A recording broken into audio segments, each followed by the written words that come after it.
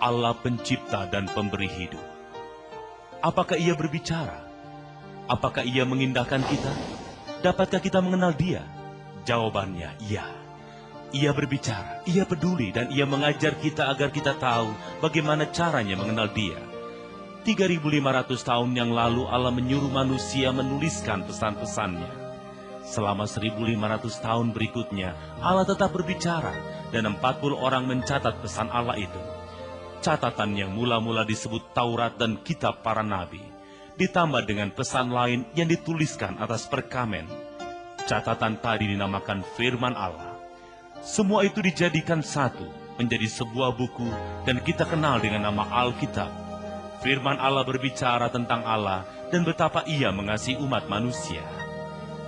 Inilah cerita Allah.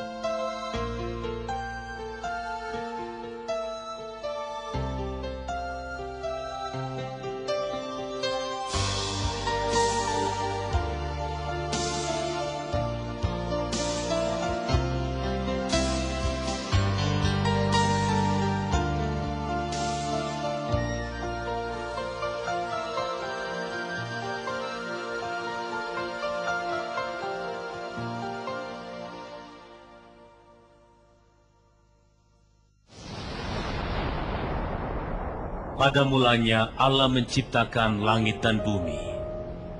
Bumi kosong belum berbentuk, dan samudera raya gelap gulita. Roh Allah melayang-layang di atas air. Allah berfirman, jadilah terang. Terang itu pun jadi. Allah melihat terang itu baik. Dipisahkannya terang itu dari gelap, dinamainya terang itu siang, gelap itu malam. Maka petang dan pagi, itu adalah hari pertama. Allah berfirman, jadilah cakrawala di tengah air untuk memisahkan air dari air. Dinamainya cakrawala itu langit. Maka petang dan pagi, itu adalah hari kedua. Allah berfirman, hendaklah air di bawah langit berkumpul di satu tempat, sehingga kelihatan yang kering. Ini pun terjadi. Yang kering dinamainya darat. Yang kumpulan air dinamainya laut. Allah melihat semua itu baik. Allah berfirman, hendaklah tanah menumbuhkan aneka rumput, tanaman, dan buah-buahan berbiji. Itu pun terjadi. Allah melihat semua itu baik. Maka petang dan pagi itu adalah hari ketiga. Allah berfirman, jadilah penerang di langit, yang jadi penunjuk masa, hari, dan tahun yang tetap. Allah membuat benda yang besar menguasai siang, yang kecil menguasai malam. Ia pun menciptakan bintang-bintang. Semua itu ditempatkan di langit untuk menerangi bumi. Allah melihat semua itu baik. Maka petang dan pagi itu adalah hari keempat. Allah berfirman, hendaklah air dipenuhi makhluk hidup, dan burung-burung berterbangan di atas bumi. Maka Allah menciptakan berbagai ikan besar, makhluk hidup yang berkeriapan di air, dan hewan bersayap. Allah melihat semua itu baik. Ia memberkatinya dan berfirman, berkembang biaklah. Maka petang dan pagi itu adalah hari kelima. Allah berfirman, hendaklah bumi dipenuhi makhluk hidup. Allah menciptakan aneka binatang, ternak, dan binatang melata di bumi. Allah melihat semuanya itu baik. Allah berfirman, marilah kita jadikan manusia sesuai gambar dan rupa kita. Tuhan Allah menciptakan manusia dari debu tanah dan mengembusinya dengan nafas kehidupan. Manusia pun hidup. Jadi, Allah menciptakan manusia sesuai gambar dan rupanya sendiri. Ia menciptakan laki-laki dan perempuan. Allah menamai laki-laki itu Adam, dan Adam menamai perempuan itu Hawa. Allah berfirman, laki-laki akan meninggalkan ayah ibunya dan bersatu dengan istrinya. Keduanya akan menjadi satu daging. Laki-laki dan istrinya telanjang, namun tidak malu. Allah melihat semua ciptaannya amat baik. Maka petang dan pagi, itu adalah hari ke-6. Penciptaan langit dan bumi pun selesai. Karyanya berhenti pada hari ke-7. Ia memberkati dan menguduskannya. Tuhan Allah membuat taman di Eden. Ia menciptakan aneka pohon yang menarik dan buahnya baik untuk dimakan. Di tengah taman itu ada 2 pohon.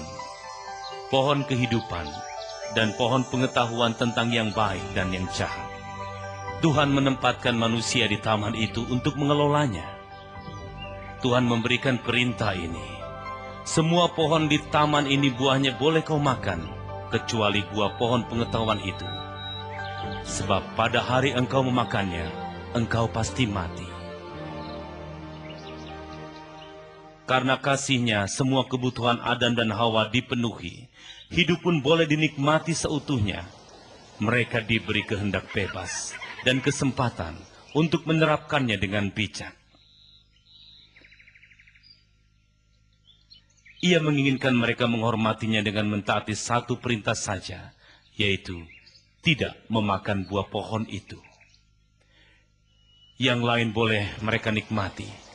Untuk hidup damai sejahtera di taman yang indah itu, mereka hanya perlu mempercayai hikmat Allah dan menghormati otoritasnya. Seharusnya mereka bersyukur dengan kebebasan itu. Namun kehendak bebas tidak membahagiakan bila yang salah yang dipilih.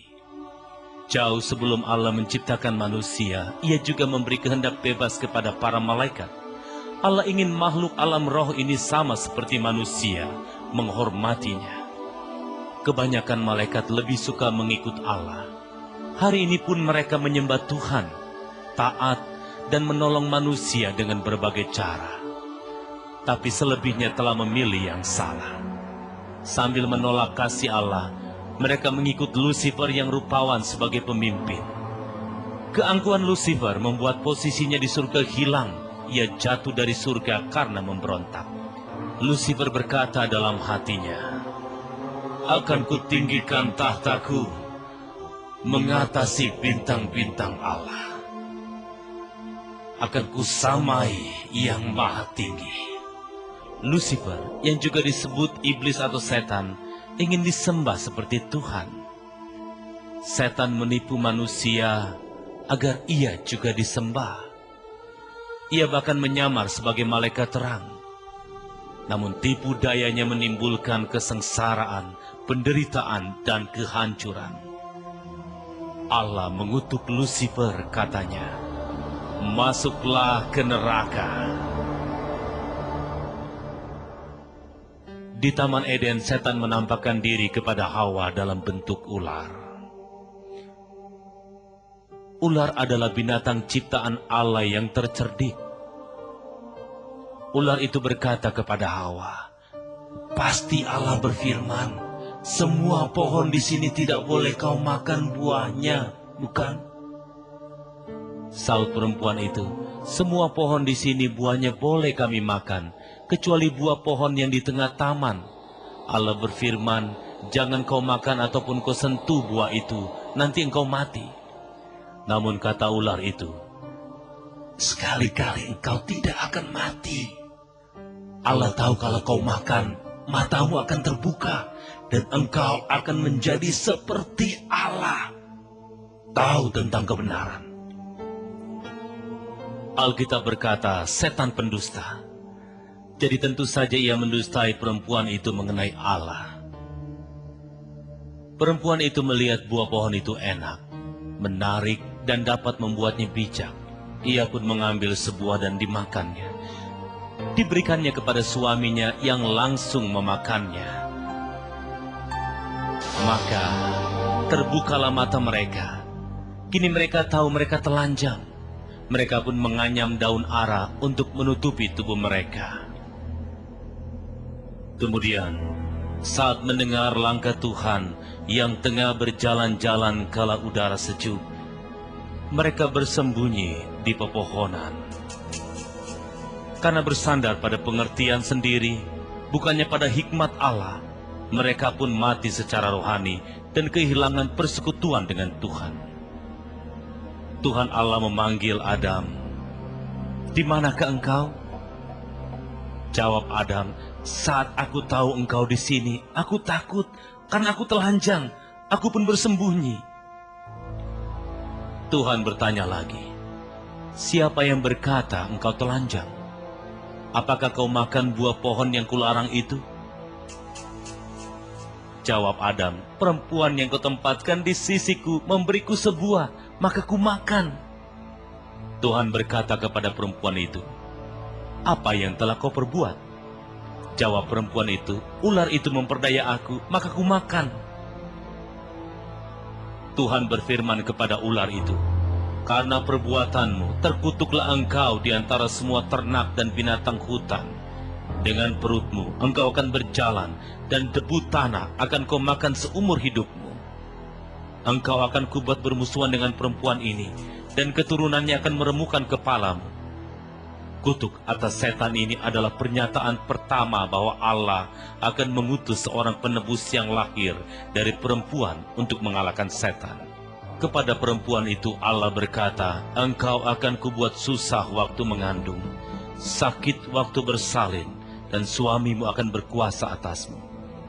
Kepada Adam Tuhan berkata, "Karena engkau mendengarkan istrimu dan makan buah pohon yang kularang, terkutuklah tanah karena engkau. Seumur hidupmu engkau akan mengais rezeki dengan susah payah. Tanah akan menghasilkan semak duri dan ilalang, dan dengan berpeluh engkau akan mencari nafkah sampai engkau kembali ke tanah. Aku membuatmu dari debu, dan engkau akan kembali menjadi debu." Baju daun ara tidak menutupi ketelanjangan Adam dan Hawa. Tuhan pun menggantinya dengan kulit hewan. Untuk ini ia harus membunuh seekor hewan. Melalui Adam, dosa masuk ke dunia. Upaya menutupi dosa dengan kematian orang yang tidak berdosa adalah rancangan Allah, bahkan sebelum dunia diciptakan. Allah tahu manusia akan menolak pimpinan Tuhan. Mereka akan menuhankan dirinya sendiri, namun gagal. Allah menamakan sikap ini dosa. Karena Allah mengasihi manusia, Ia berencana mengutus juru selamat yang rela mati agar tersedia pengampunan dosa. Lalu Allah mengusir Adam dan Hawa dari Taman Eden, menempatkan malaikat kerubim di timur taman itu, dan sebuah pedang yang bernyala-nyala untuk menjaga pohon kehidupan. Sejak Adam berdosa, manusia ditakdirkan untuk mati. Namun menurut Alkitab, masih ada harapan. Hawa mengandung dan melahirkan seorang anak lelaki. Katanya, "Aku mendapat anak laki-laki dari Tuhan." Dinamainya Kain. Lalu ia melahirkan Habil. Ia menjadi gembala kambing, sedangkan Kain menjadi petani. Pada hari yang ditetapkan Allah, Kain mempersembahkan hasil ladangnya untuk Tuhan. Dan Habil memberi seekor domba. Ia dan korban bakarannya dihargai Tuhan, sedangkan Kain dan persembahannya tidak. Kain geram. Tuhan bertanya, "Kain, mengapa hatimu panas?" Allah mengingatkan Kain bahwa untuk persembahan, seekor binatang harus dibunuh. Seperti daun ara yang tidak mampu menutupi dosa Adam dan Hawa, begitu juga tumbuhan, karena tidak berdarah. Allah berkata, menolak mempersembahkan binatang, menunjukkan ketidaktaatan Kain kepada Allah. Korban Habil membuktikan ia mempercayai firman-Nya. Firman Allah menyatakan tanpa penumpahan darah dosa tidak diampuni. Namun Kain tetap tidak taat. Ia bahkan menyalahkan Habil. Waktu mereka di padang, Kain membunuh Habil. Tuhan bertanya kepada Kain, "Di manakah Habil?" Kain menjawab, "Aku tidak tahu, apakah aku menjaga adikku?" Tuhan berkata, "Apa yang telah kau perbuat? Darah adikmu berteriak kepadaku dari tanah. Kini terkutuklah engkau, terbuang jauh dari tanah yang menyerap darah adikmu karena tanganmu." Kain menjauhi Tuhan. Ketidaktaatannya menyebabkan pembunuhan dan perpecahan keluarga yang pertama. Tapi Adam dan Hawa memiliki banyak anak lelaki dan perempuan lain. Waktu berlalu dan manusia mulai memadati bumi. Saat Allah melihat manusia makin jahat dan hatinya bersifat iblis, ia berduka. Tuhan berfirman, "Akan kulenyapkan manusia dari bumi."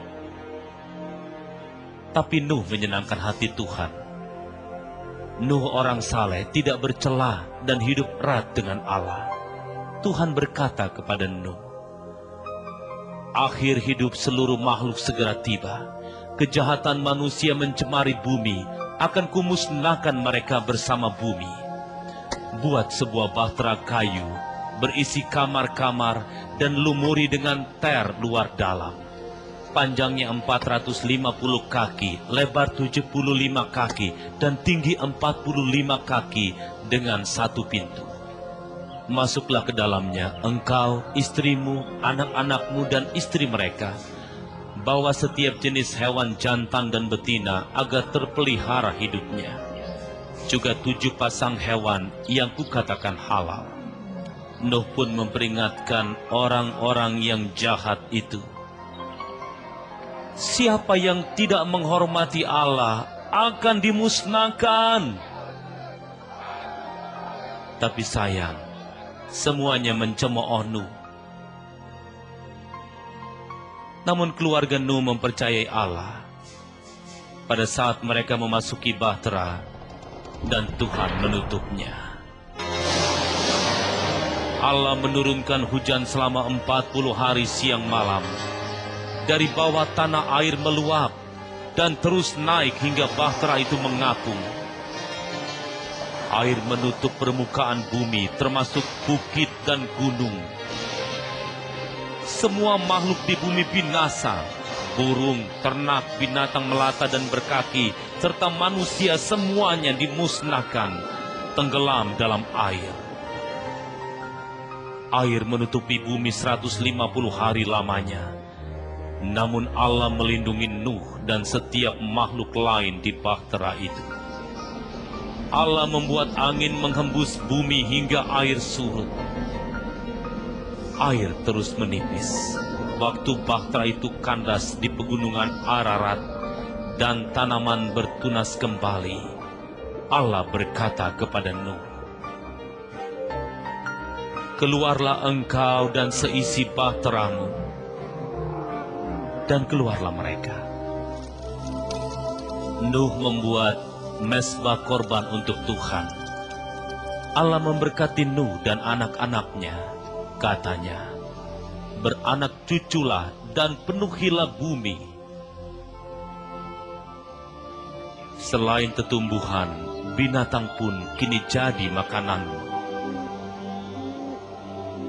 Namun siapa yang membunuh manusia akan kehilangan nyawanya, sebab manusia diciptakan menurut gambar Allah. Allah berfirman, "Kubuat perjanjian dengan engkau dan keturunanmu, tak akan ada lagi manusia atau binatang yang mati karena air bah. Busurku kutaruh di awan sebagai tanda perjanjianku. Jika kudatangkan awan gelap di bumi, maka akan kuingat perjanjianku."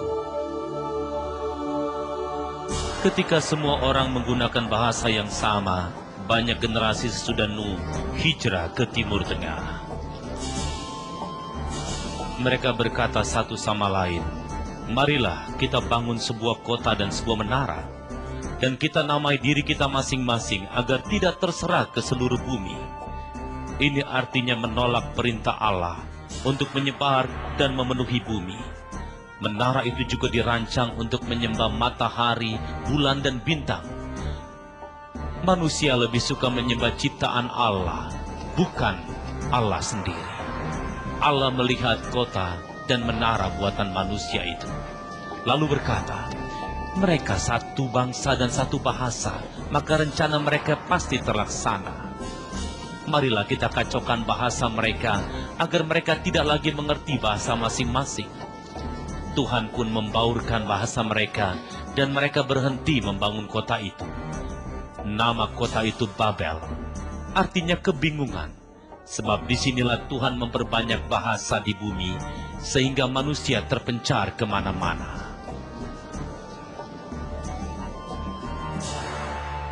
400 tahun setelah air bah, Allah mendatangi Abram di kota Ur, Timur Tengah. Allah berkata, tinggalkan negeri ini dan sanakmu, pergilah ke tanah yang akan kutunjukkan. Di sana akan kubuat engkau menjadi bangsa besar, diberkati dan masyhur. Akan kuberkati yang memberkatimu dan kukutuk yang mengutukmu. Dan melalui dirimu semua bangsa akan diberkati. Abram pun pergi sesuai perintah Tuhan dan masuk ke tanah Kanaan. Tuhan datang lagi dan berkata, kuberikan tanah ini kepada keturunanmu. Kini pandanglah langit dan hitunglah bintang-bintang, jika engkau sanggup. Keturunanmu akan sebanyak bintang. Kendati Abram dan Sarai istrinya tidak mempunyai anak, ia mempercayai Allah. Allah memperhitungkan ini sebagai kebenaran. Abram berkata, Tuhan, bagaimana aku tahu aku akan mewarisi tanah ini? Jawab Allah, keturunanmu akan jadi orang asing di tanah yang bukan miliknya. Mereka akan diperbudak selama 400 tahun, tapi akan kuhukum bangsa yang memperbudak itu. Saat mereka keluar dari sana, mereka kaya raya, dan generasi yang keempat akan kembali ke sini. Sarai masih belum mengandung, dan ia makin tua. Ia berkata kepada Abram, aku ingin engkau mendapat anak dari Hagar, budak Mesirku, dan akan kuanggap anaknya sebagai anakku. Abram setuju, kendati ia mengasihi Tuhan. Abram tidak beriman bahwa Allah akan memberinya anak dari Sarai. Hagar pun melahirkan seorang anak lelaki, Ismail namanya. 13 tahun kemudian, waktu usia Abraham 99 tahun, Tuhan berkata kepada Abraham, akulah Allah yang maha kuasa, hiduplah di hadapanku tanpa celah. Kuberi engkau nama baru Abraham, yang berarti bapa bangsa-bangsa, dan Sarai akan dipanggil Sarah, artinya ratu. Kuberkati Sarah, dan ia akan memberimu anak lelaki, dan ia akan menjadi ibu bangsa-bangsa.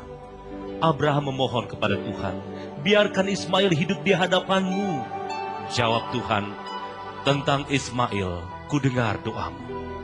Akan kuberkati dia, kuperbanyak keturunannya, dan juga kujadikan bangsa yang besar.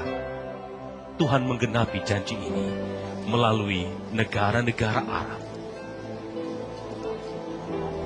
Tuhan berkata, tetapi mengenai anak Sarah dan keturunannya, akan kubuat perjanjianku yang kekal. Sarah melahirkan seorang anak lelaki yang dinamai Ishak.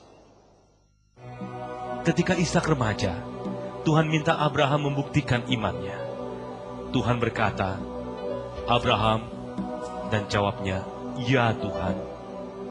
Tuhan berkata lagi, bawa Ishak anak tunggalmu yang kau kasihi ke tanah Moria. Jadikan ia korban bakaran di bukit yang akan kutunjukkan kepadamu. Abraham bangun pagi-pagi dan membawa Ishak sesuai perintah Tuhan. Pada hari ketiga, Abraham memandang jauh dari tempat yang disediakan. Ia mengambil kayu untuk api, dan ia minta Ishak membawanya. Abraham juga membawa sulu dan pisau. Keduanya mendekati bukit.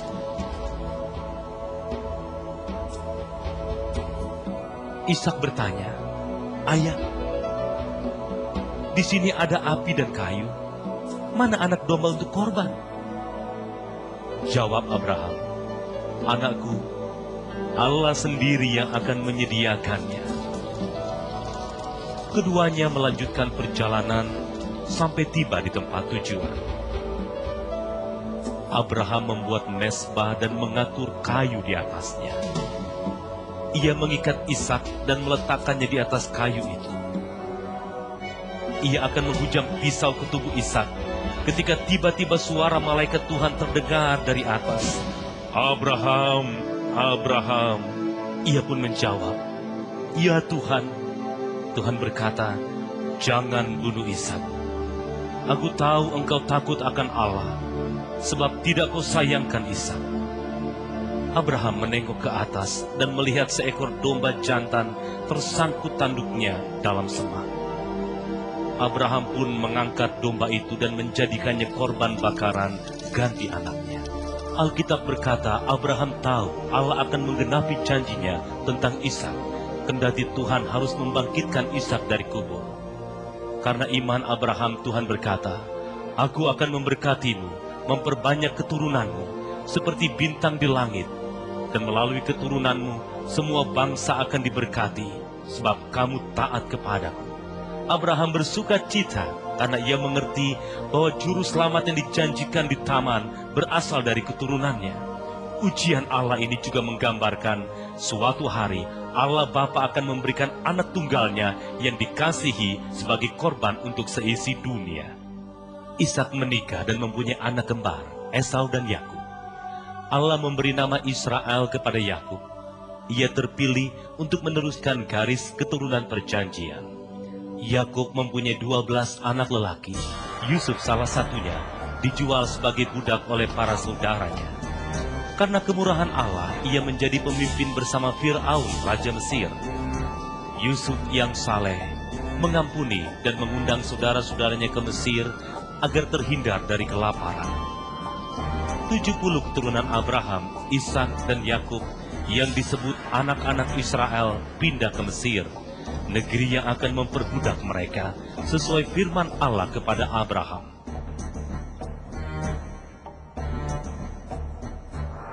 Mesir dipenuhi keturunan Abraham. Fir'aun yang baru tidak ingat Yusuf. Ia mulai cemas dan berkata kepada rakyatnya, "Orang-orang Israel ini jumlahnya melebihi kita. Kita harus bijak. Jika mereka dibiarkan berkembang dan kita terlibat perang, mereka bisa berpihak kepada musuh." Orang Mesir pun mulai memperbudak orang Israel.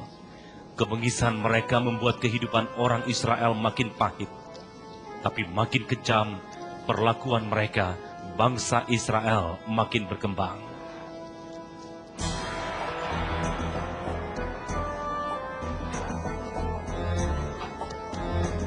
Fir'aun memerintahkan bidan-bidan Israel membiarkan bayi perempuan yang baru lahir, tetapi membunuh yang laki-laki. Ada seorang ibu bangsa Israel yang dapat menyembunyikan bayinya selama 3 bulan. Maka bayinya ditaruh di keranjang yang dilumuri ter dan diletakkan di alang-alang di tepi sungai. Saat putri Fir'aun turun mandi, ia melihat isi keranjang itu. Ia menaruh iba kepada bayi itu. Katanya, "Ia anak Israel." Diambilnya bayi itu, dirawat dan diberi nama Musa, yang artinya diambil dari sungai. Musa pun berhak mewarisi kerajaan Mesir dan kekayaannya.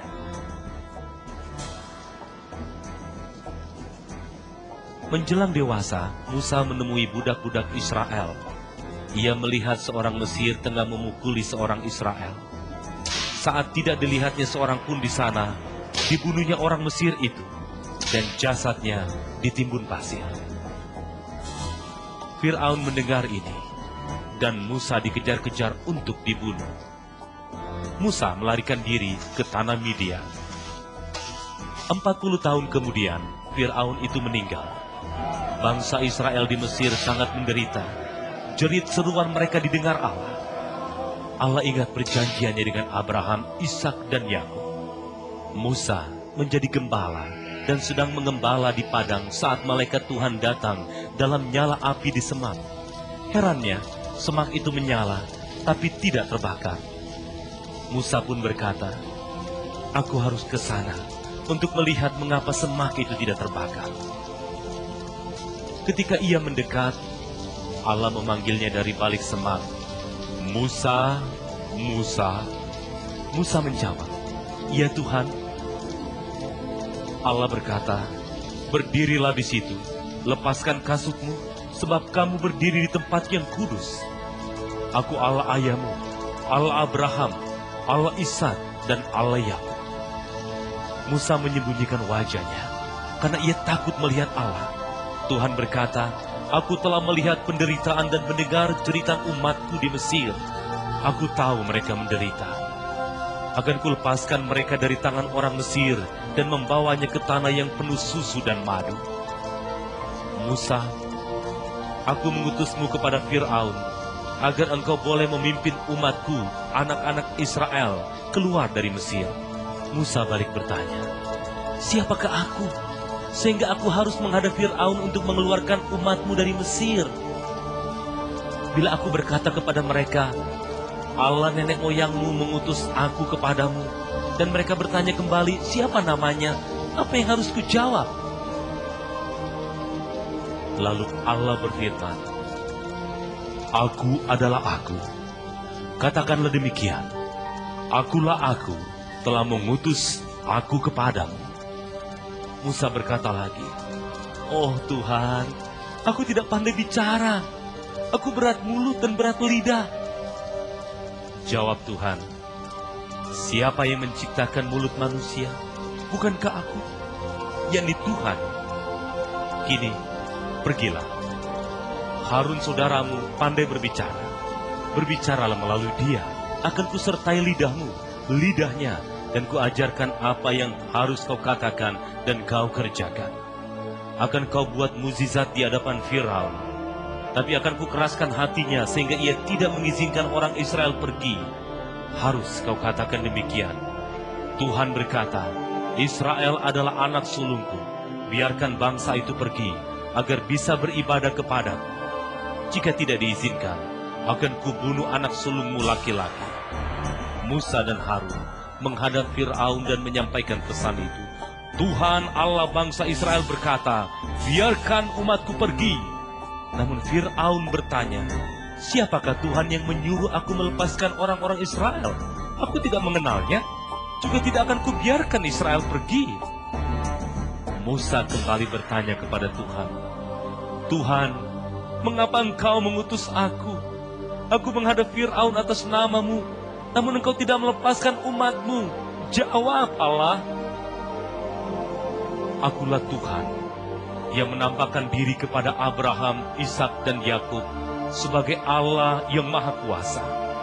Tuhan berkata, "Di Mesir ia akan segera menampakkan diri sebagai Yahweh, Sang Juru Selamat. Akan kubuktikan setiap orang harus menyembah Allah yang Esa, bukan menyembah ciptaan Allah." Tuhan berkata kepada Musa dan Harun, "Pergilah ke Fir'aun, bawalah tongkatmu, dan ulurkan tanganmu ke atas semua air di Mesir." Musa dan Harun melakukan perintah Tuhan. Dipukulnya semua air di sungai, dan air itu menjadi darah. Ikan mati, airnya berbau busuk, dan orang Mesir di negeri itu tidak dapat minum. Tuhan berfirman lagi kepada Musa, "Katakan kepada Fir'aun, Tuhan berkata, biarkan umatku pergi agar mereka dapat beribadah kepadaku. Jika mereka dilarang pergi, katak akan memenuhi seluruh tanah ini." Namun Fir'aun menolak. Maka katak bermunculan di Mesir. Katak masuk ke rumah-rumah, kamar tidur, dan ranjang, tungku dan mangkuk piring mereka. Fir'aun memanggil Musa dan Harun. mintalah agar Tuhan menyingkirkan kata-kata itu, agar kubiarkan orang-orang itu pergi.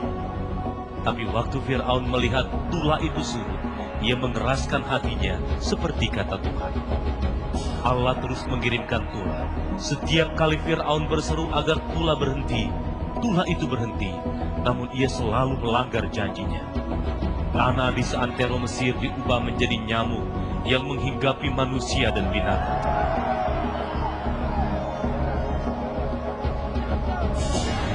Para tukang sihir Mesir berkata kepada Fir'aun, "Ini pekerjaan Allah."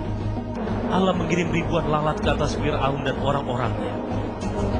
Dikirimnya tulah mengerikan yang membunuh semua ternak orang Mesir, tapi tak satu pun ternak bangsa Israel mati. Musa berdiri di depan Fir'aun dan menabur abu ke udara yang menimbulkan bara pada semua orang Mesir dan ternaknya. Allah mengingatkan, ia akan menurunkan hujan es. Mereka yang mempercayai ucapannya menyembunyikan hamba-hamba dan ternaknya, namun yang tidak membiarkannya di ladang.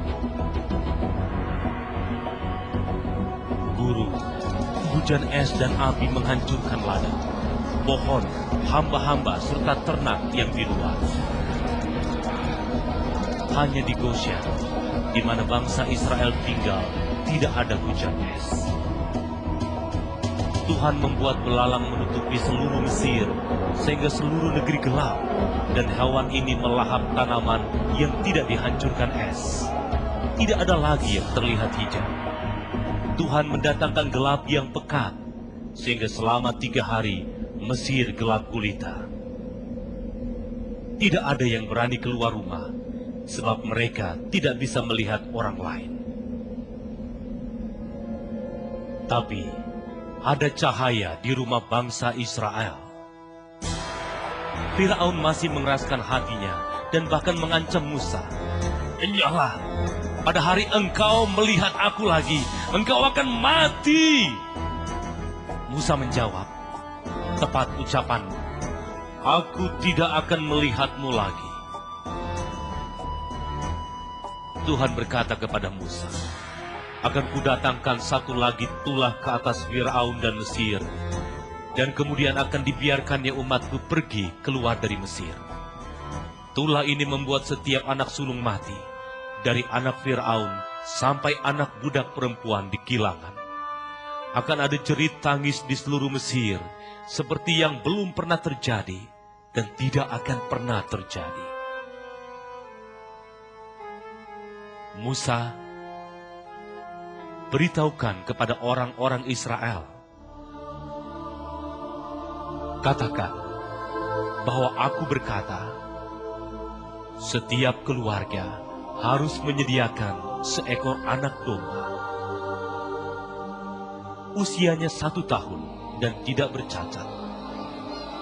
Sore hari di hari keempat, semua bangsa Israel harus membunuhnya. Celupkan seikat hisop ke dalam darahnya dan sapukan pada ambang atas dan kedua tiang pintu. Seorang pun tidak boleh meninggalkan rumah sampai pagi. Domba harus dipanggang di api tanpa dipatahkan tulangnya, lalu dimakan di malam hari dengan roti tidak beragi, sebab itulah korban Paskah bagi Tuhan. Akan kulawat tanah Mesir dan akan kubunuh semua anak sulung di sana, baik manusia maupun binatang. Akan kuhukum semua dewa-dewa Mesir. Akulah Tuhan, dan darah itu akan menjadi keselamatan di rumah. Sehingga waktu aku melihatnya, tidak akan kumusnahkan rumahmu, akan kululuhkan. Lalu, setiap tahun, harus kau rayakan dengan makan roti tidak beragi sebagai korban Paskah bagi Tuhan. Anak-anak Israel pun melakukannya sesuai perintah Tuhan melalui Musa dan Harun. Semua itu terjadi di tengah malam. Tuhan membunuh semua anak sulung, dari anak sulung Fir'aun hingga anak sulung tawanan di penjara, termasuk semua ternak. Fir'aun, hamba-hambanya, dan semua orang Mesir bangun malam itu. Ada jerit dan tangis malam itu. sebab tidak sebuah rumah pun bebas dari kematian. Namun rumah yang tiang pintunya dilumuri darah anak domba dilewati. Fir'aun memanggil Musa dan Harun. Bangunlah, engkau dan anak-anak Israel harus pergi. Beribadahlah kepada Tuhanmu seperti yang kau inginkan. Bangsa Mesir mendesak orang Israel untuk bergegas. Dibiarkannya mereka pergi secepat mungkin.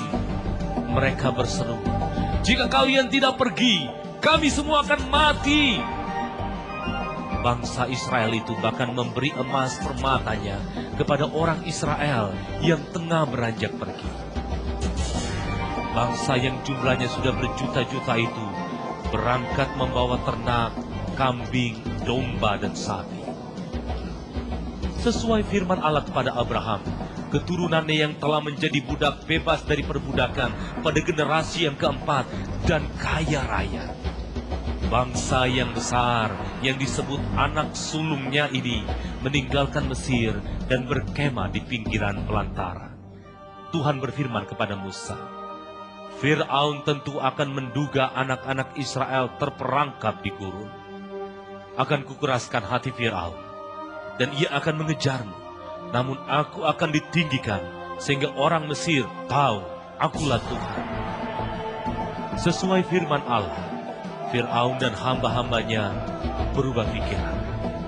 Mereka berkata, mengapa kita membiarkan budak-budak Israel itu pergi?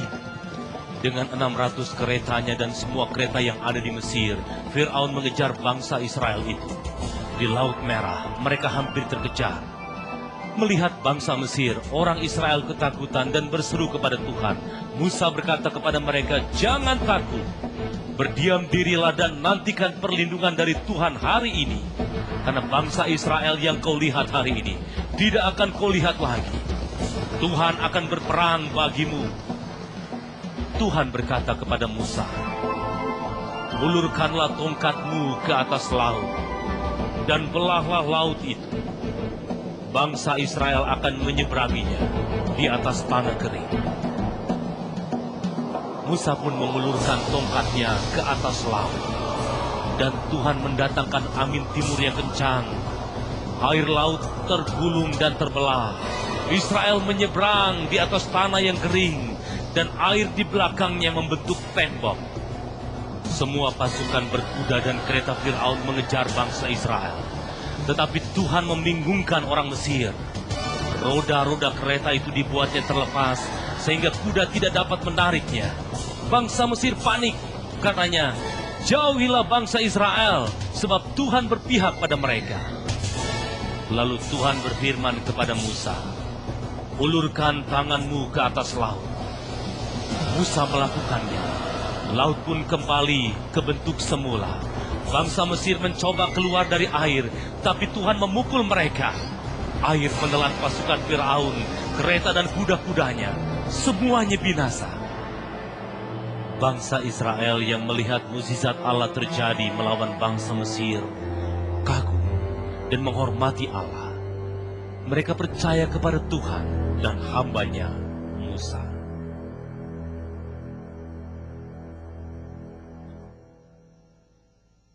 Setelah keluar dari Mesir, bangsa Israel mengeluh kepada Musa, engkau membawa kami ke gurun untuk mati, tidak ada air atau makanan.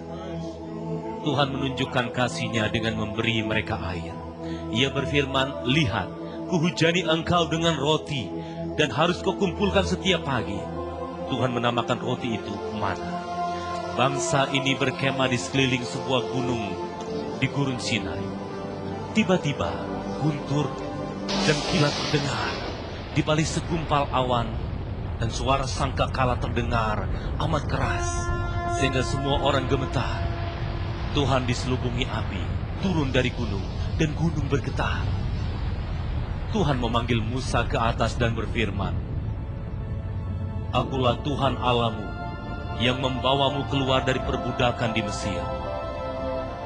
Saat Tuhan berfirman, Ia menulis 10 perintah ini di loh-loh batu. Jangan ada padamu Allah lain di hadapanmu. Jangan membuat berhala, sujud maupun beribadah kepadanya. Jangan menyebut nama Tuhan Allahmu dengan sia-sia. Ingatlah dan kuduskan hari Sabat. Hormati ayah ibu. Jangan membunuh. Jangan berzina. Jangan mencuri. Jangan berdusta. Jangan menginginkan rumah sesamamu, istrinya, atau apapun miliknya.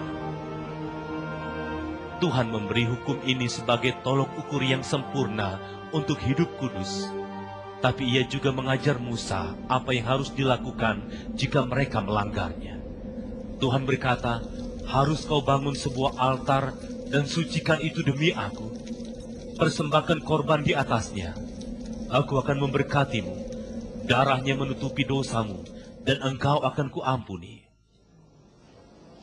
Setelah 40 tahun dikurun, bangsa Israel atau bangsa Yahudi masuk tanah perjanjian Kanaan.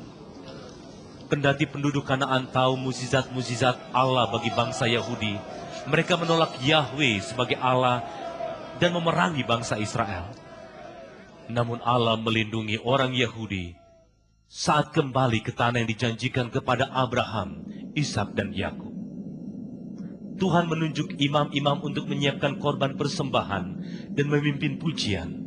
Sekali setahun imam besar pergi ke balik tirai yang memisahkan umat dari hadirat Allah yang kudus. Di sana imam mewakili seluruh bangsa di hadapan Tuhan. Bertahun-tahun setelah bangsa Israel mengangkat Daud sebagai raja yang oleh Allah disebut yang berkenan di hatiku, Allah berbicara melalui Daud dan nabi-nabinya. Allah mengingatkan orang Yahudi untuk hidup kudus, dan semua bangsa melihatnya. Bila mereka berdosa, Tuhan menegurnya melalui nabi-nabi ini. Jika tidak bertobat, Allah membiarkan bangsa asing menguasai mereka. Kendati begitu, Israel tidak taat. Mereka menolak ketetapan Allah dengan membunuh para nabi yang menegurnya. 800 tahun kemudian, negeri Israel dikuasai bangsa Asyur dan Babel. Allah tetap berbicara melalui para nabi agar mereka bertobat. Sejumlah nabi bernubuat tentang juru selamat. Nabi Mika menubuatkan kota kelahiran juru selamat dan menggambarkan keilahiannya. Katanya, dari Bethlehem akan datang Dia yang akan mengadili bangsa Israel, kerajaannya dari kekal sampai kekal. Allah juga menyatakan juru selamat itu berasal dari keturunan Daud. Melalui Nabi Maleakhi, Tuhan menggambarkan utusan khusus yang akan memberitakan tentang juru selamat dan mempersiapkan manusia untuk menerimanya. Zakaria bernubuat, "Oh putri Yerusalem, lihatlah rajamu datang.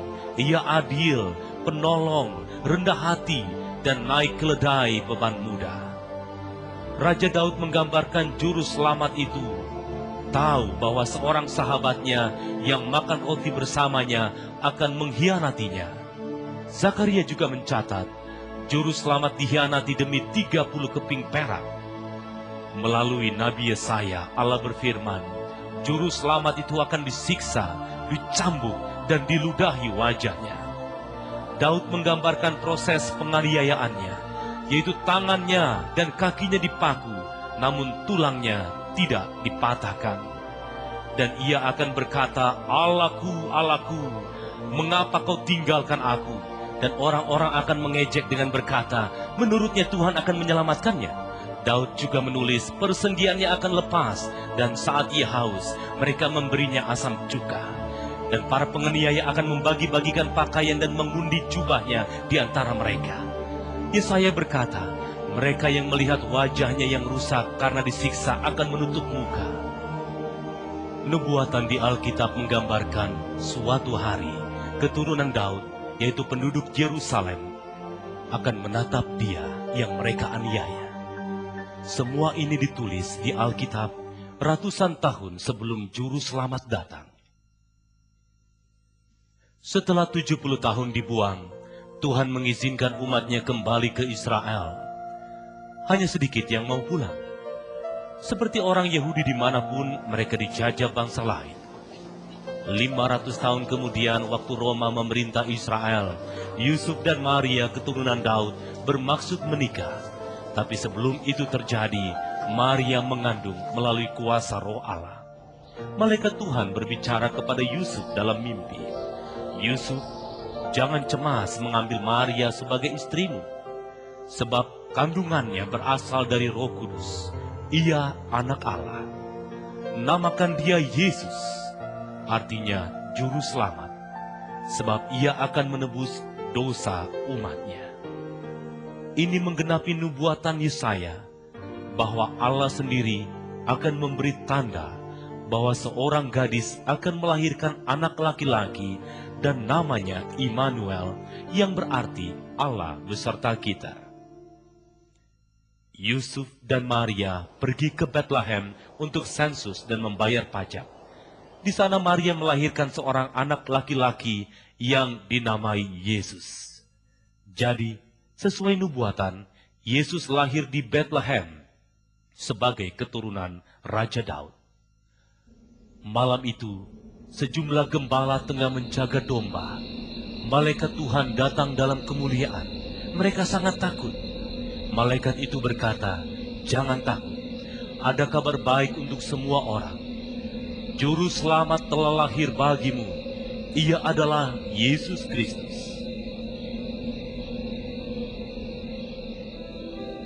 Yesus bertumbuh, rohnya teguh, dan ia mendapat kasih karunia Allah. Ia menjadi dewasa, bijak, dan disukai Allah dan manusia. Waktu Yesus berusia 30 tahun, seseorang bernama Yohanes Pembaptis berkhotbah dan membaptis di padang gurun. Katanya, "Bertobatlah, bersiaplah menyambut Tuhan." Oleh para nabi, Yohanes dinubuatkan sebagai pemberita kedatangan juru selamat. Yesus pergi ke sungai Yordan untuk dibaptis. Ketika Yohanes melihat Yesus, ia berkata, "Lihatlah, Anak domba Allah yang menghapus segala dosa dunia." Sesudah dibaptis, Yesus keluar dari air dan langit terbuka. Ia melihat Roh Allah turun ke atasnya seperti burung merpati. Terdengar suara dari surga, "Inilah anak yang kukasihi, kepadanyalah aku berkenan." Setelah Yesus berpuasa 40 hari di gurun, setan yang berhasil menggoda Hawa di Eden mencoba menggoda Yesus, tapi Yesus tidak berdosa. Akhirnya setan membawa Yesus ke gunung tinggi dan memperlihatkan kepadanya kerajaan dunia yang megah. Setan berkata, "Semua ini akan kuberikan kepadamu jika engkau sujud kepadaku." Jawab Yesus, "Enyahlah, sebab ada tertulis bahwa hendaknya engkau menyembah Tuhan, kepadanyalah engkau berbakti." Ketika Yesus anak Allah tinggal di bumi sebagai manusia, ia banyak dicobai seperti kita. Namun ia tidak berdosa. Sementara Adam jatuh, Yesus berkemenangan. Ini membuktikan bahwa ia mampu menjadi juru selamat manusia. Ia domba dari Allah. Yesus membuktikan dirinya sebagai juru selamat yang membuat begitu banyak mukjizat. Pada suatu upacara perkawinan, ia mengubah air jadi anggur. Ia menyembuhkan orang yang timpang 38 tahun. Penderita kusta yang dikucilkan bertemu Yesus dan jatuh tersungkur. Katanya, "Tuhan, jika engkau mau, engkau dapat menyembuhkan aku." Yesus memegang tangannya dan berkata, "Tahirlah." Serta-merta orang itu sembuh. Yesus mencelikkan mata orang buta sejak lahir. Wanita pengidap pendarahan 12 tahun lamanya menyentuh jubah Yesus. Yesus menengok, katanya, "Anakku, percayalah, imanmu menyelamatkanmu. Pergilah dengan damai." Berbagai orang sakit dibawa kepadanya dan disembuhkan olehnya. Yesus menunjuk 12 pria untuk mengikut dia. Ia memberi mereka kuasa dan otoritas atas roh-roh jahat. Ia mengutus mereka untuk memberitakan kerajaan Allah dan menyembuhkan orang sakit. Yesus amat terkenal. Banyak sekali yang mendengarkan ajarannya atau disembuhkan. Saat 5.000 orang lapar, Yesus memberkati roti dan ikan milik seorang anak laki-laki. Dan dengan mukjizat, makanan itu menjadi banyak, sehingga semua orang itu kenyang, bahkan sisanya 12 bakul. Namun mereka tetap minta bukti lain, bahwa Yesus berasal dari Allah, ujar mereka. Nenek moyang kami makan mana di gurun. Ada tertulis, ia memberi roti dari surga. Jawab Yesus, roti dari Allah ialah Dia yang turun dari surga dan memberi hidup kepada dunia. Mereka berkata, Tuhan, berilah kami selalu roti ini. Kata Yesus, akulah roti kehidupan. Barang siapa datang kepadaku, tidak akan lapar lagi. Yang percaya kepadaku, tidak akan haus lagi. Yesus bernubuat. Ia harus banyak menderita dan ditolak oleh pemimpin agama, imam kepala dan ahli Taurat. Ia akan dibunuh, mati, dan dibangkitkan pada hari ketiga. Kebanyakan pemimpin agama dan politik menolak ajarannya. Namun Nikodemus, seorang Farisi yang datang kepada Yesus malam itu untuk mencari kebenaran, katanya kepada Yesus, jika seseorang tidak dilahirkan kembali, ia tidak akan melihat kerajaan Allah.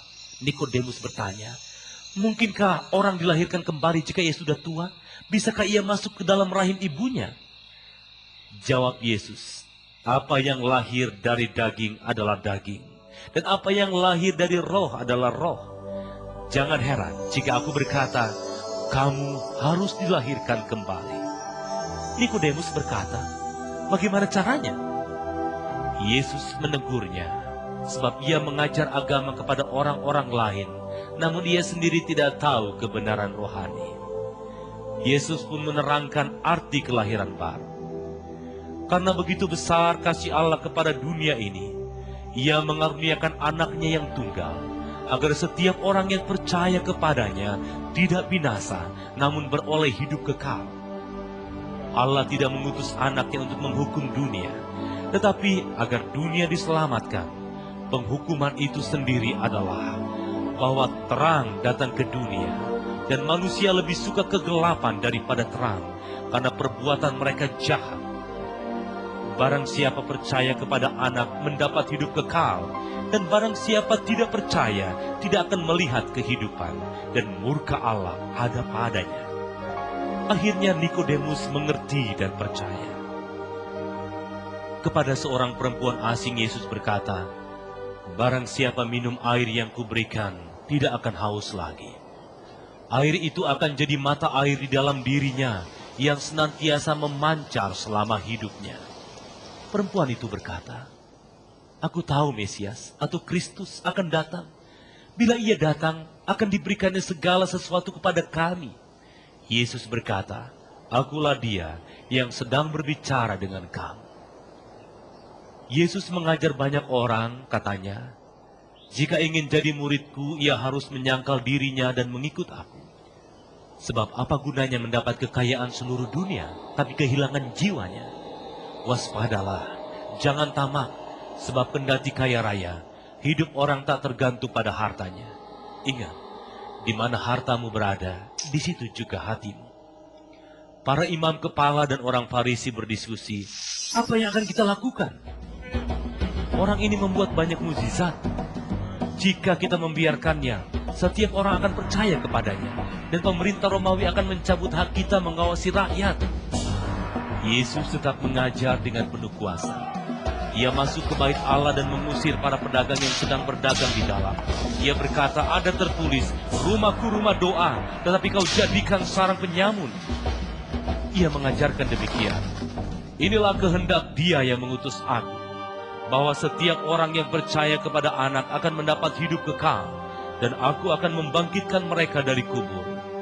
Namun ada di antara kamu yang tidak percaya. Sejak dini Yesus tahu siapa yang tidak percaya, dan siapa yang akan mengkhianatinya. Timbullah perpecahan di antara mereka karena Dia. Banyak pemimpin pemerintahan yang percaya kepadanya, tapi karena orang Farisi, mereka tidak mengakuinya, sebab takut dikucilkan dari ibadah.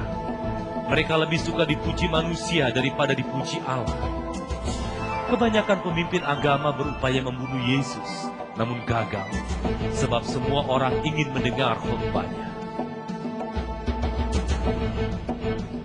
Ia terus mengajar di bait Allah. Akulah terang dunia, siapa mengikut aku, tidak akan berjalan dalam kegelapan, tetapi akan mempunyai terang hidup. Ia berkata kepada yang percaya, jika kau taati perintahku, kamu adalah murid-muridku. Akan kau ketahui kebenaran, dan kebenaran memerdekakan kamu. Jika anak memerdekakan kamu, kamu pun akan benar-benar merdeka. Akulah pintu, yang datang kepada Allah melalui aku, ia akan diselamatkan. Akulah gembala yang baik, yang memberikan nyawanya bagi domba-dombanya. Domba-dombaku kenal suaraku, dan ku kenal mereka, dan mereka mengikutiku. Mereka kuberi hidup kekal, mereka tidak akan binasa, dan tidak ada orang yang dapat merampas mereka dari aku. Setelah 3 tahun mengajar, Yesus memerintah pada muridnya untuk menyediakan keledai yang belum pernah digunakan. Ia menungganginya menuju Yerusalem. Orang-orang bersuka cita dan berseru memuji Allah untuk mukjizat yang mereka saksikan. Hosana, diberkatilah dia yang datang dalam nama Tuhan. Damai di surga dan kemuliaan di tempat yang maha tinggi. Namun ketika masuk kota, Yesus meratapinya, sebab warganya belum mengenalnya sebagai juru selamat yang dijanjikan. Setan masuk ke hati Yudas Iskariot, murid Yesus. Yudas bersekutu dengan para imam dan imam kepala untuk mengkhianati Yesus. Disepakati bahwa Yudas diberi 30 keping perak untuk memberitahukan kapan dan di mana mereka dapat menangkap Yesus tanpa pengetahuan orang lain. Yesus tahu waktunya telah tiba untuk mati. Ia mengumpulkan murid-muridnya untuk perjamuan Paskah. Yesus mengambil roti, memecah-mecahkannya, dan memberikannya kepada mereka. Katanya, "Inilah tubuhku yang diserahkan bagimu. Perbuatlah ini menjadi peringatan akan daku." Sesudah makan, ia pun mengambil cawan dan mengucap syukur. Ia memberikan kepada mereka dan mereka minum. Lalu katanya, "Inilah darahku, darah perjanjian yang ditumpahkan bagi banyak orang untuk pengampunan dosa." Tapi aku berkata, aku tak akan minum lagi hasil pokok anggur ini sampai pada hari aku meminumnya bersamamu di kerajaan Bapa-Ku. Yesus berkata, "Jangan gelisah, percayalah kepada Allah, percayalah kepadaku. Di rumah Bapa-Ku banyak tempat, dan akan kusediakan sebuah untukmu. Aku akan kembali dan membawamu ke tempatku, agar kamu dapat bersamaku, dan kemana aku pergi, kamu tahu jalan ke situ." Namun Thomas berkata, "Tuhan, kami tidak tahu kemana Engkau pergi. Jadi bagaimana kami tahu jalan itu?" Jawab Yesus, "Akulah jalan, kebenaran, dan hidup. Tak seorang pun datang kepada Bapa kecuali melalui aku." Malam itu Yesus memperingatkan murid-muridnya bahwa masa sulit akan datang. Katanya, "Jika dunia membencimu, ingatlah, ia terlebih dulu membenci aku. Barang siapa membenci aku, ia juga membenci Bapa-Ku." Sesudah perjamuan, Yesus diikuti murid-muridnya pergi ke Taman Getsemani untuk berdoa di tempat yang sunyi. Seusai berdoa, para imam dan imam kepala serta orang Farisi tiba di sana mencari Yesus. Yudas yang baru saja makan bersama dia memimpin orang itu. Yudas mendekati Yesus dan memberi ciuman pengkhianatan. Tiba-tiba saat Yesus mengaku dengan berkata, "Akulah dia," mereka pun rebah ke tanah. Yesus membiarkan dirinya diikat dan dibawa ke rumah imam besar. Para prajurit yang membawanya mengejek dan meludahi wajahnya. Setelah matanya ditutup, ia dipukuli dan wajahnya ditampar. Mereka berkata, "Katakan, siapa yang menamparmu?" Paginya mereka menghadapkan Yesus ke Pilatus, gubernur Roma. Mereka mulai menuduh Yesus, "Orang ini menyesatkan bangsa Yahudi. Setelah menanyai Yesus, Pilatus memberitahu imam kepala, pemimpin dan rakyat, ia tidak bersalah yang setimpal untuk hukuman mati. Sakiti dia saja, lalu lepaskan. Namun mereka berseru, singkirkan orang ini, salibkan dia, salibkan dia.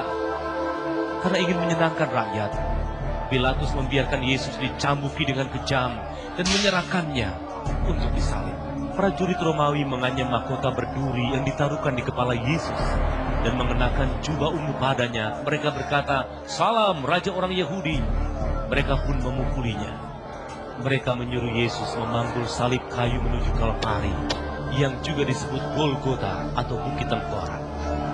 Di situ, ribuan tahun sebelumnya Allah pernah minta Abraham mempersembahkan anak tunggalnya Ishak. Dan kini, pada kayu salib, mereka memaku Yesus, anak tunggal Allah. Yesus berkata, Bapa, ampunilah mereka, karena mereka tidak tahu perbuatan mereka.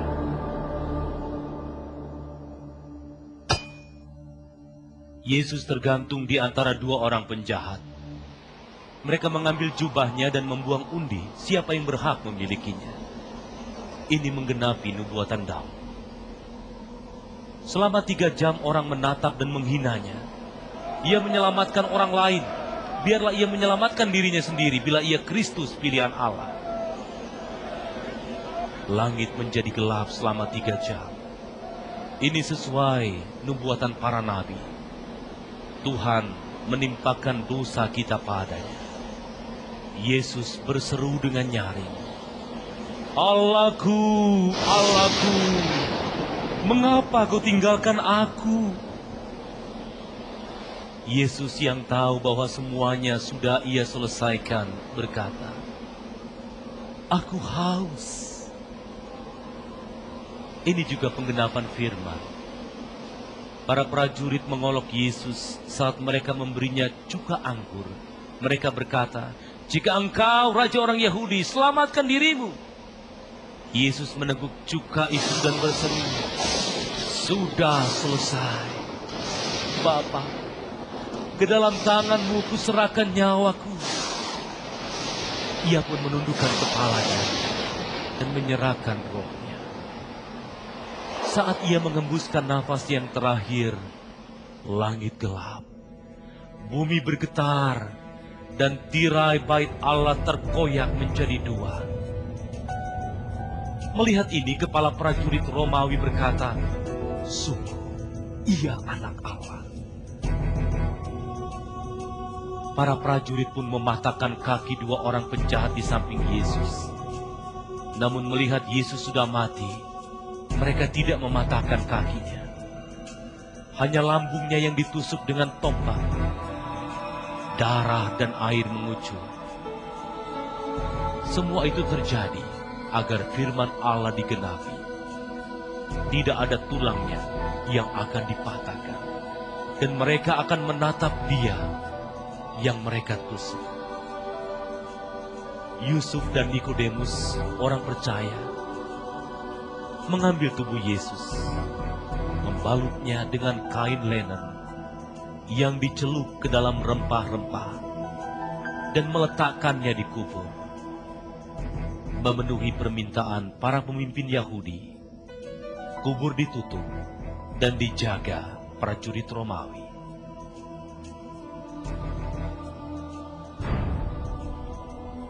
Setelah 3 hari, terjadilah gempa bumi dahsyat dan seorang malaikat menggulingkan batu dari pintu kubur. Prajurit Romawi gemetar, ketakutan, dan melarikan diri. Ketika pengikut Yesus datang ke kubur dan melihat batu sudah terguling, mereka bingung. Tiba-tiba 2 orang lelaki dengan jubah berkilauan berkata, mengapa engkau mencari yang hidup di antara yang mati? Ia tidak di sini, ia sudah bangkit. Bukankah telah diberitahukannya bahwa ia harus diserahkan ke tangan orang berdosa dan disalibkan, dan pada hari ketiga ia akan bangkit kembali? Lalu mereka ingat akan ucapan itu.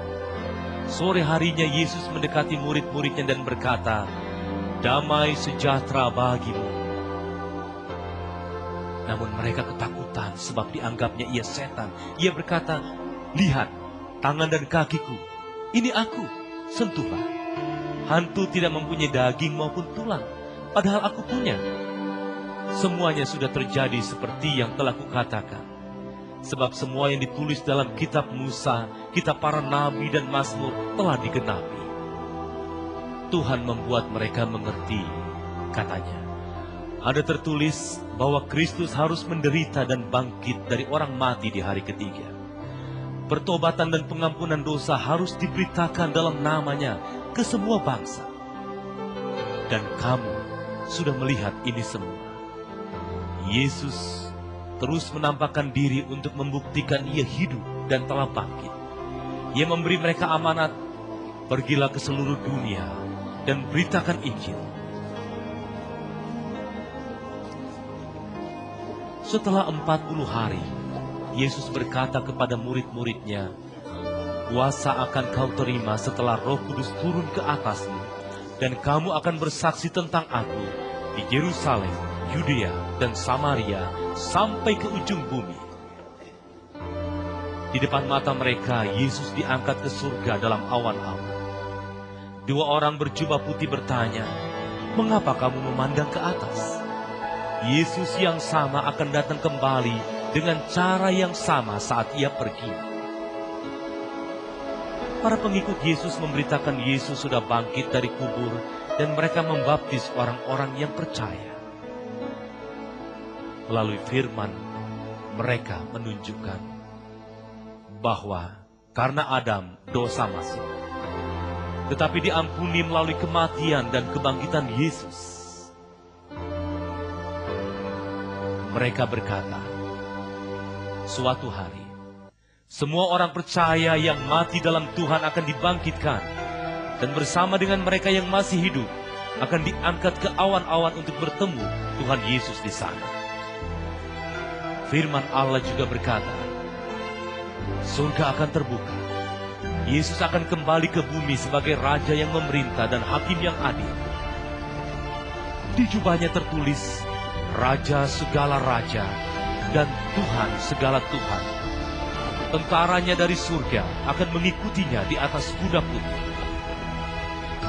Yesus akan berdiri di atas bukit Zaitun, seperti nubuatan Nabi Zakaria, dan bukit itu akan terbelah. Kristus memerintah selamanya. Namun, setelah 1000 tahun berlalu, setan sekali lagi akan lepas untuk memperdaya bangsa-bangsa. Tapi murka Allah akan dicurahkan ke atas pengikut setan. Akhirnya setan si penipu akan dilemparkan ke dapur api untuk disiksa siang malam selama-lamanya. Di depan tahta putih besar, mereka yang telah mati, kecil dan besar, akan berdiri menghadap Allah. Barang siapa yang namanya tidak tercantum dalam buku kehidupan, akan dilemparkan ke dapur api. Namun di surga dan di bumi baru, Allah akan bersama umatnya. Ia akan menghapus setiap air mata. Tidak ada lagi kematian, kesedihan, tangis maupun kesakitan, sebab semua itu sudah berlalu. Tidak ada malam dan tidak lagi diperlukan lampu maupun sinar matahari, sebab kemuliaan Allah dan Anak Domba menjadi penerang. Mereka akan memerintah selamanya. Akan ada pohon kehidupan, dan kutuk atas manusia akan lenyap. Yesus berkata, biarkan mereka yang haus datang. Biarkan mereka minum air kehidupan. Lihat, aku datang segera. Berbahagialah mereka yang melakukan firman-Ku, yang mendengar firman-Ku, dan percaya kepada Dia yang mengutus Aku. Mempunyai hidup kekal dan tidak akan dihukum, namun dipindahkan dari kematian ke kehidupan.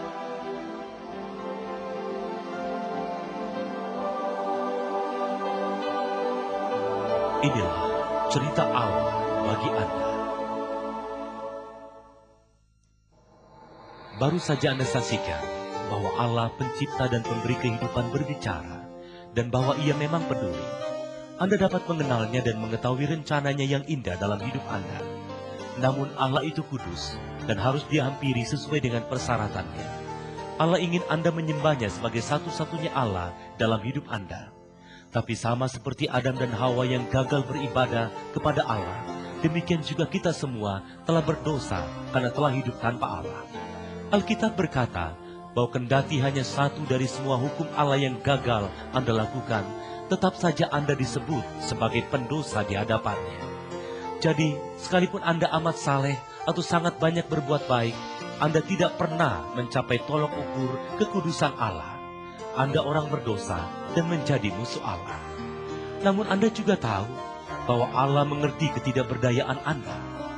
Ia sangat mengasihi Anda, sehingga Ia membuat anaknya mengambil alih hukuman atas Anda dan mati untuk dosa-dosa Anda. Alkitab berkata, upah dosa ialah maut, tetapi karunia Allah ialah hidup kekal melalui Yesus Kristus Tuhan kita.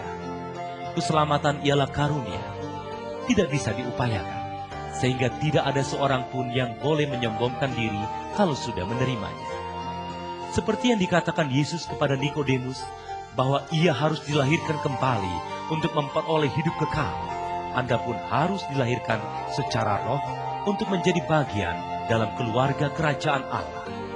Allah itu roh, dan Anda tidak dapat berkomunikasi dengan Dia sebelum Anda mempunyai sifat roh. Itulah sebabnya Anda perlu mengundang Yesus masuk ke dalam hidup Anda untuk mengampuni dosa Anda. Jika Anda ingin menjadi anak Allah dan Yesus menjadi juru selamat Anda, ungkapkan sekarang juga kepada Allah. Ucapkan doa ini bersama-sama saya. Ya Tuhanku, aku mengakui dosa-dosaku dan pemberontakanku. Terima kasih karena Yesus telah mengambil alih hukuman atas dosaku dengan mati di kayu salib. Aku ingin Yesus masuk ke dalam hidupku, menjadi juru selamat dan Tuhanku. Terima kasih Yesus, karena Engkau telah masuk ke dalam hidupku. Amin.